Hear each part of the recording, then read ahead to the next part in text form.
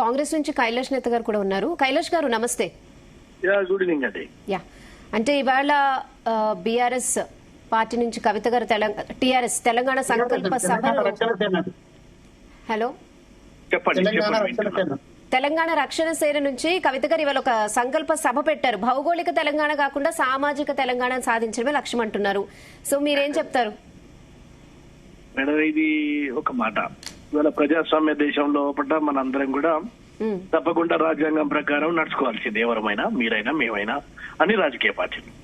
ఇవాళ ఆమె కూడా ఒక ప్రజాస్వామ్య దేశంలో ఉంది కాబట్టి మాట్లాడేటువంటి హక్కు గాని, లేదా ప్రభుత్వాల మీద పోరాడేటువంటి హక్కు గాని దాన్ని ఎవరూ కాదనలేని విషయం. కానీ ఇక్కడ కొత్తగా ఏంటంటే 10 సంవత్సరాలు టీఆర్ఎస్ తో ప్రయాణమై ఇవాళ ఏదో కొత్త సామాజిక న్యాయం, సంకల్ప సభ, ఇవన్నిటిని కూడా ప్రజలకు కొత్తగా అనిపిస్తుంది.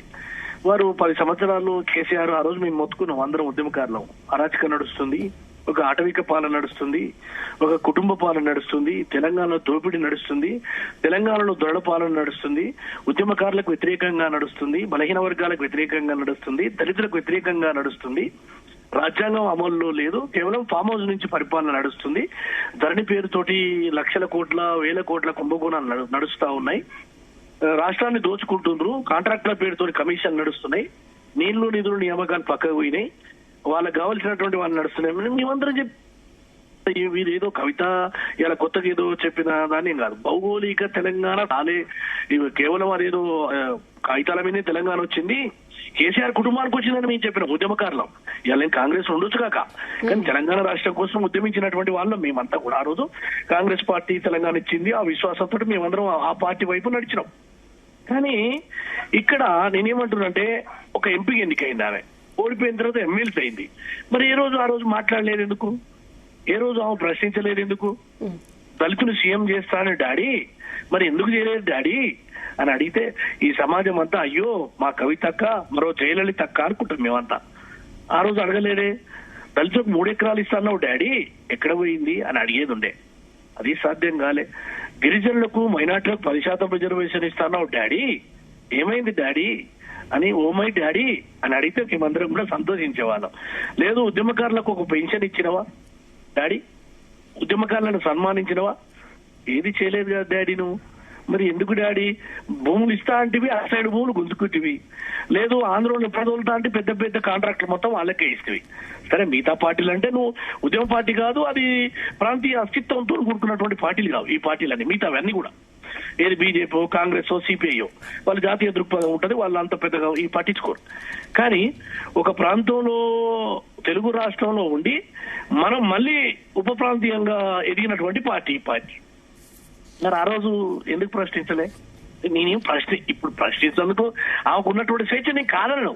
కానీ ఇవాళ ఏదైతే ప్రశ్నిస్తున్న ప్రశ్నలు ఆ రోజు ప్రశ్నిస్తే ఆమె క్రెడిబిలిటీ ఉండేదనేది నా భావన.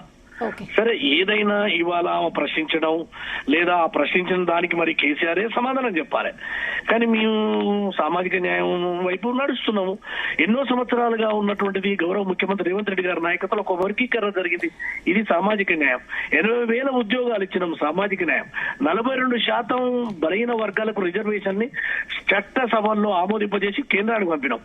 అక్కడ భారతీయ జనతా పార్టీని కార్నర్ చేయాల్సినటువంటి అవసరం ఉంది కవిత గారు. అది సామాజిక న్యాయం. అదేవిధంగా integrated schools, BC, SC, ST, మైనార్టీలకు, అగ్రకుల పేదలకు అందరికి కూడా ఒక దగ్గర చదువుకోవడం కోసం ఈనాడు 5,000 కోట్లతోటి రెసిడెన్షియల్ స్కూల్ కడుతున్నాం. ఇది సామాజిక న్యాయం. ఇవాళ ఏదైతే మీరు ఉటంకిస్తున్నటువంటి అంశాలు ఏవైతే ఉన్నాయో, మీరు 10 సంవత్సరాల కాలంలో ఒక్క పూట ఉద్యమం పేరుతోటి, విద్యార్థుల త్యాగంతో, లేకపోతే ఉద్యమకారులు అంటే జర్నలిస్టులు, లేకపోతే కవులు, కళాకారులు, మేధావుల రక్తంతో ఈ తెలంగాణ నిర్మాణం అయింది. ఇది ఏమి ఆషామాషికేం కాలేదు. సరే, ఇవన్నీ ఒక ఎత్తు అయినా కాంగ్రెస్ పార్టీ సాహసంతో వేరే రాష్ట్రంలో నాశనం అయిపోతున్నా శ్రీమతి సోనియా గాంధీ గారు అయ్యో ఈ బిడ్డలకు ఉద్యోగాలు రావాలా, ఈ ప్రాంతంలో నీళ్లు కావాలా, నిధులు కావాలని చెప్పి ఒక ఆశయంతో ఇచ్చింది. ఇచ్చిన తర్వాత అరాచకం నడుస్తుంటే ఒక్కరోజు ప్రెస్ మీట్ వచ్చి చెప్పబోయేవాక ఎందుకు చెప్పలేక? మేము అప్పుడు క్వశ్చన్ బాధపడేది అక్కడ చేసే వచ్చింది. ఛాన్స్ లేదు కాబట్టి ఇప్పుడు ఆమె బయటకు వచ్చి పార్టీ పెట్టామని చెప్తున్నారు. ఇప్పుడు సమస్యల మీద ఫైట్ చేస్తామంటున్నారు. అలాగే ఇప్పుడు కొన్ని తీర్మానాలు కూడా చేశారు. ప్రొఫెసర్ జయశంకర్ సార్ కి పద్మ విభూషణ్ అవార్డు ఇవ్వాలని డిమాండ్ చేస్తున్నారు. హైదరాబాద్ ట్యాంక్ బండ్ పై జయశంకర్ సార్ విగ్రహాన్ని పెట్టాలంటున్నారు. జయశంకర్ గారిది ఇవ్వడం, కొండా లక్ష్మణ్ కి బాపూజీకి భారతరత్న ఇవ్వాలనడం తప్పు కాదు. ఇదంతా కూడా ఒక ప్రజాస్వామ్య వ్యవస్థలు తెలంగాణ బిడ్డలుగా మన బిడ్డలకు రావాలని కోరుకోవాలి, తప్పు లేదు. కానీ నేనేమంటున్నంటే ఒక 10 సంవత్సరాలు ఇదేం తక్కువ కాలం ఏం కాదు. పేపర్లు సంపాదించిండ్రు, 1400 కోట్ల రూపాయల నగదున్నది ఏది అధికారికంగా కేసీఆర్ అకౌంట్ లో. అందుకెంచి తీసి ఒక 10,000 మందికి ఇస్తే తప్పే లేదు. ఇల్లు కట్టిస్తే కేసీఆర్ ఉద్యమకారులకు ఏ రోజన్నా గౌరవం దక్కిందా మేడం? ఓ గద్దర్ని ఏం చేసిండ్రు ఆ రోజు? ఇవాళ గద్దర్ గారిది కూడా ఉంది కదా ఈ రోజు ఓ సందర్భం. తీసుకుపోయి ఎక్కడ ఏం చేసిండ్రు, ఏ రకంగా అవమానించారు చూడలేదా? ఓ మన్నకృష్ణ లాంటి ఒక లెజెండ్ ని తీసుకుపోయి జైల్లో పెట్టినారు. హక్కుల కోసం పోరాడిన ప్రతి ఒక్కరిని విమలక్కతో సహా అందరి మీద తుపాకులు ఎక్కుపెట్టి నడిచినటువంటి ఆ రాజ్యం 10 సంవత్సరాల్లో నడిచింది. కానీ ఆ రోజు మాట్లాడలేదే. ఈ రోజు ఒక ధర్నా చేసుకోవడానికి ఏ ధర్నా చౌక్ ఎత్తివేసినటువంటి కేసీఆర్ కుటుంబం అక్కడ ఇలా ధర్నా చేస్తున్నారని ప్లీజ్ డోంట్ ఇంటరప్ట్ మీ. నేనేమంటున్నానంటే ఎక్కడైతే నువ్వు అణిచివేసావో అక్కడ మిమ్మల్ని ధర్నా చేసుకోమంటున్నాం. ఏది ఇందిరా పార్కు దగ్గర ఎక్కడైతే కేసీఆర్ కుటుంబం అణిచివేసి రక్తపాతం సృష్టించిందో ఇందిరా పార్కు దగ్గర విద్యార్థుల ఉద్యమాన్ని అక్కడ చేసుకోమంటున్నాం ఆమరణ దీక్ష కేసీఆర్ ని. ఇది కదా ప్రజాస్వామ్యం. ప్రజాస్వామ్యం ఇవాళ వర్ధిల్లుతుంది రేవంత్ రెడ్డి గారి నాయకత్వంలో. హక్కులన్నీ కూడా మీకు అమలు పరచకపోతే మాట్లాడేటువంటి అవకాశం కూడా వస్తుంది తెలంగాణ రాష్ట్రంలో. ఇది ప్రజా పరిపాలన. ఇప్పుడు విలువైన సమయం ఇది. బీఆర్ఎస్ పార్టీకి సంబంధించిన ప్రశ్నలు మీరు చేస్తున్నారు. దయచేసి కైలాష్ అన్న, నేనేమంటున్నానంటే, నేను ఇస్మాయిల్ మాట్లాడుతున్నా. నేనేమంటున్నానంటే ఇవాళ జరిగినటువంటి ఈ సభకు సంబంధించినటువంటి చర్చ బీఆర్ఎస్ పార్టీ చేసిన పాపాలు అట్లా ఉన్నాయి కాబట్టి వాళ్ళని ఇంట్లో కూర్చోబెట్టినారు. ఇవాళ మీరు కూడా కామారెడ్డి డిక్లరేషన్ సంబంధించి ఇచ్చినటువంటి బీసీ డిక్లరేషన్ అమలు జరగట్లేదు. తర్వాత మీలాంటి యువ నాయత నాతో మీతో మనందరం కలిసి పనిచేసిన వాడు, ఇలాంటి వాడు జిల్లా అధ్యక్షుడు ఇస్తేనే ఓర్వ లేకుండా ఉన్నటువంటి సమాజం ఇది. ఇట్లాంటి పరిస్థితులు మీలాంటి వాళ్లకు కొత్తగా నిలబడ్డటువంటి వాళ్ళకు ఊతం ఇవ్వాలి.